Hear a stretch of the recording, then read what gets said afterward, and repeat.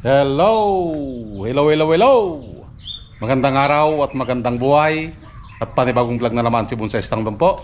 So, itong ating santan ay ating iriripat. Okay? Kasi napansin ko dito is kahit binibigyan natin ng abono ay unhealthy pa rin. Pangit pa rin yung mga tumutubong mga dahon. At the same time, napansin ko rin ang halaman na ito, madali siyang malanta. Okay? Madaling ma-dehydrate.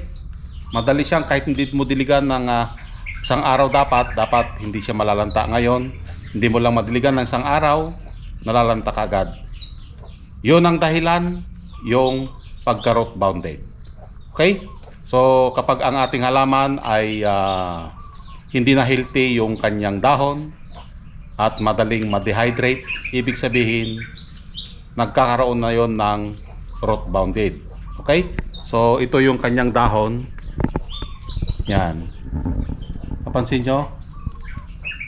May mga hindi na maganda, nagkukulay brown, katulad din ito. Yan. Yan, may mga parang may mga sakit. Oh. Okay? Kita nyo? Yan. So, hindi na maganda yung kanyang dahon. Okay? Yan. Kailangan na nating i-uproot and then palitan ng panibagong soil. Dahil ang santan ito ay napaka-acidic. Okay? Maaring root bounded na sa baba, hindi na maganda yung bigay ng nutrients sa kanyang katawan, kaya nagiging ganito. Okay? So, samahan niyo ako sa pag-uproot, pag-ripat. Okay? Umpisa na natin. So, tanggalin lang natin dito yung mga moss na nandyan sa ilalim ng bonsai para hindi naman ito sayang. At kunting kuskus na rin para lumitaw yung kanyang mga ugat bago natin ito i-uproot. At syempre, tanggalin yung pagkakatali. Diba? Palagi nating ginagawa yan bago natin itanim ang isang bonsai. Dapat ito ay talian para hindi mapunta sa iba. Agoy. Kaya kung ayaw mong mapunta sa iba, itali mo. Shout out sa mga nagtali dyan. Oh, kung nakita nyo, root bounded, puti. Yan. So, punong-puno na pala talaga ng ugat. Yan, katulad nito, nakita nyo? So, nawala na yung pinaka-medium niya. Napalitan na ng puro ugat, ang kapal ng ugat. So, kahit anong bigay natin ng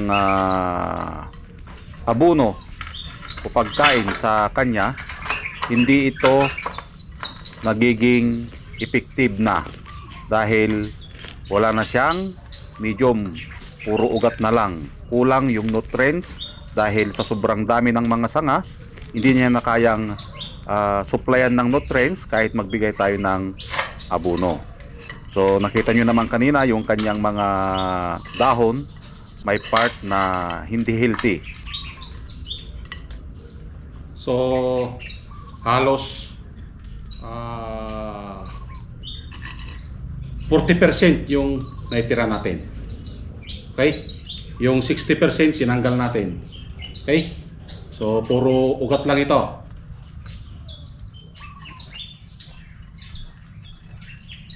At pinakabisik ulit, itatanim ulit natin ito at lagyan muna ng panali. Yan, napaka-importante yan na mailagay natin bago natin ito itanim. Yan, bago natin lagyan ng buhangin, dapat na ilagay na natin yung panali na pang-angkla. Okay? So buhangin lang yung inilagay natin dito para kapag tubuan ng panibagong ugat ang ating halaman, madali itong makapenetrate or madaling makawala. Okay? Unlike sa lupa. Pero itong medium ko na ito, may halo na itong vermicast. Hinaluan ko ng kunting vermicast. At ilagay na natin. Pinaumbok muna natin and then ikot-ikot. Yan. Ingod-ngod mo katulad ng ginawa mo noon sa kanya. Shout out sa mga nagngod-ngod dyan. Ganyan hanggang sa makuha mo yung kanyang lalim. Okay? Para make sure din na ang pinaka ilalim nun ay walang puwang. Okay? At saka natin ito itali para hindi mapunta sa iba. Ayun. Para make sure na hindi gagalaw. Agoy, agoy, agoy, agoy. Kasi kapag ito ay nagalaw, sigurado magkakaroon ka ng problema. Okay, para stable siya. Okay, kahit buhat-buhatin mo dyan or ibang naka-stable lang siya dahil sa pagkakatali. And then ibalik natin yung moss na nailagay natin para hindi sayang. At saka natin ito kalbuhin. Okay? So ganito lang yung ating gagawin kapag tayo ay nagre-ripat kahit anong halaman na bonsai except yung ornamental plants.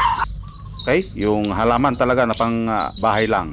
Pero once na bonsai ang galawin mo, yung mga may dahon, okay? Kapag nagbawas ka ng ugat, make sure na bawasan mo din yung taas. Okay?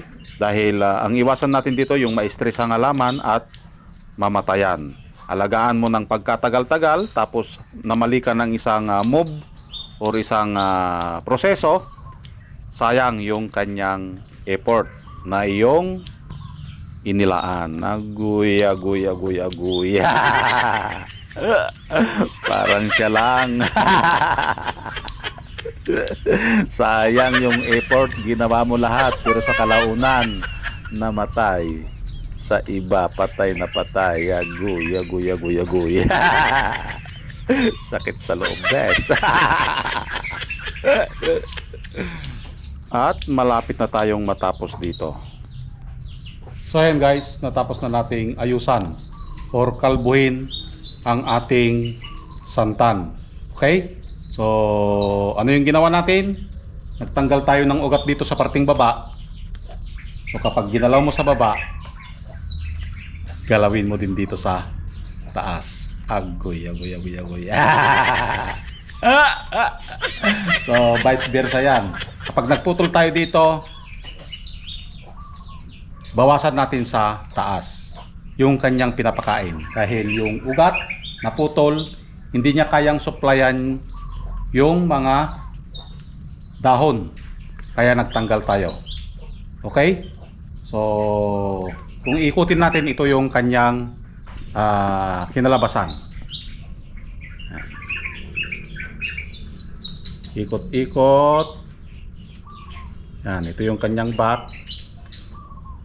Yan.